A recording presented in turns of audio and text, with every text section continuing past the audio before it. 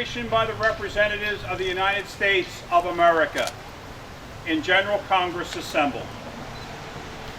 When in the course of human events it becomes necessary for one people to dissolve the political bands which have connected them with another, and to assume among the powers of the earth the separate and equal station to which the laws of nature and of nature's God entitle them, a decent respect to the opinions of mankind requires that they should declare the causes which impel them to the separation. Okay, you're going to join the Continental Army, right? Okay, here's what we want you to do. I want you to sign your name. Get the rock. You too, we got 3 of them. On that line, sign your name on that line. You too, get your ink quill. After you sign your name, I want you to put where it received the 4th day of July underneath. 4th day of July when you're done with your name. Poise your buttock, so twist it to the right. Your right, and then you grip it here. Up and down. Then to the right. And back. Up. Down. You have all just come to order. Very well done. It was all together as well. Charge your bayonets. Huzzah! Huzzah! It's much better. All right, march forward. So march forward. Left. Left. No, staying in a line. Keep with me. Pace with that hand. All right, now you're just going to get out of your way. And you can charge the visitor center and you are dismissed. Charge! Like him. What you're looking at here would be more of a commissary tent. Okay, we would store all of our food in the wall tent, and the dining fly would be the food would be served under it, or you could sit under it and eat. And we're cooking in 18th century style here over an open fire. We have game, we have rabbits and chicken, all which would have been plentiful and available. That kind of a tent right there, if it existed in the Revolutionary War, would have been an officer's tent. And if for some reason it housed enlisted, there would have been about a dozen in that one tent. A dozen people all slept on the floor head to toe. The sleeping tents would have mostly been those little wedge tents, or what today we would call a pup tent. We didn't set any of those up today. What we're cooking today is very elaborate. They wouldn't have had this food as elaborate as we have here today. But they might have had it sometimes, if they were lucky, but they wouldn't have eaten it on a daily basis. Yeah, this is officers' food. Today we're making roast rabbit with some mixed vegetables, root vegetables, and we have some roasted chicken. We have some corn in their husk, and we have some desserts, some pies that they would have had also. So that's what we're having today. We have our fresh lemon water, and we have some hearty baked bread, and basically that's what we're doing today. This is a cooking demonstration for the public, and it's also food that we will consume. And we try to be period correct as possible, cooking over open flames and with traditional ingredients as close as we can possibly get. And we are members of the 14th Continental Regiment from Marblehead, Massachusetts, which is the regiment that actually rowed the boats on Christmas night in 1776. I am one of the rowers. I'm part of the Marblehead, and we rowed up the George Washington, and the soldiers row across the river on Christmas Day for the Battle of Trenton. The Durham boats are replicas of the boats that Washington used, among other boats that he used.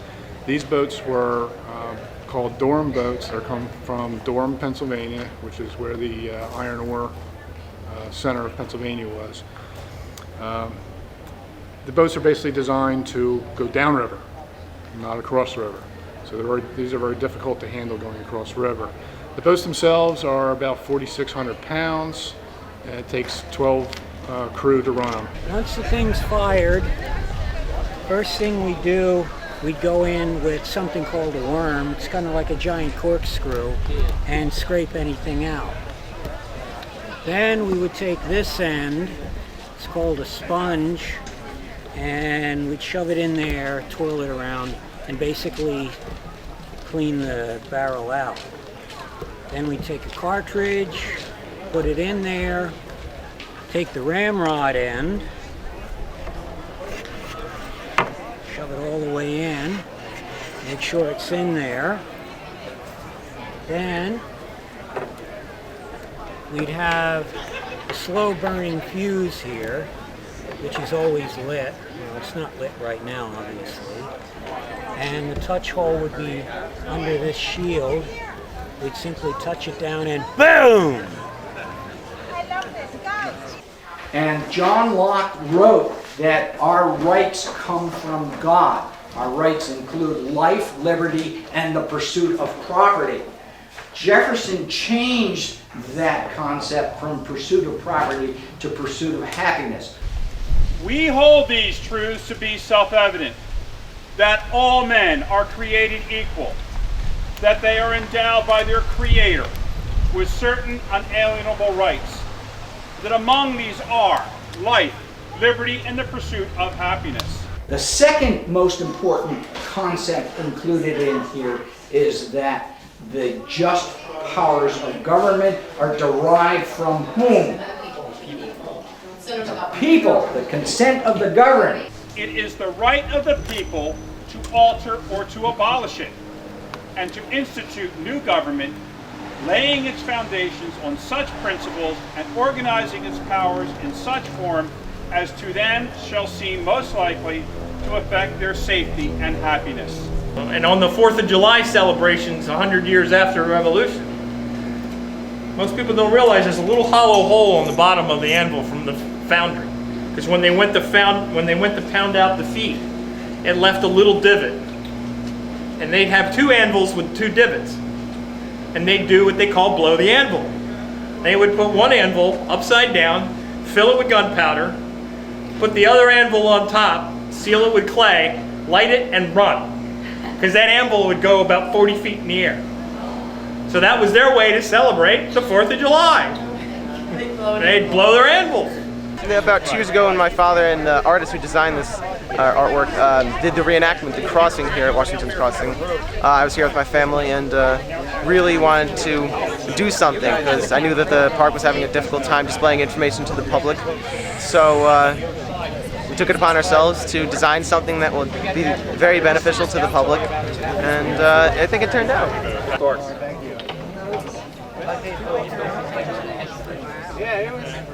And for the support of this declaration, with a firm reliance on the protection of divine providence, we mutually pledge to each other our lives, our fortunes, and our sacred honor.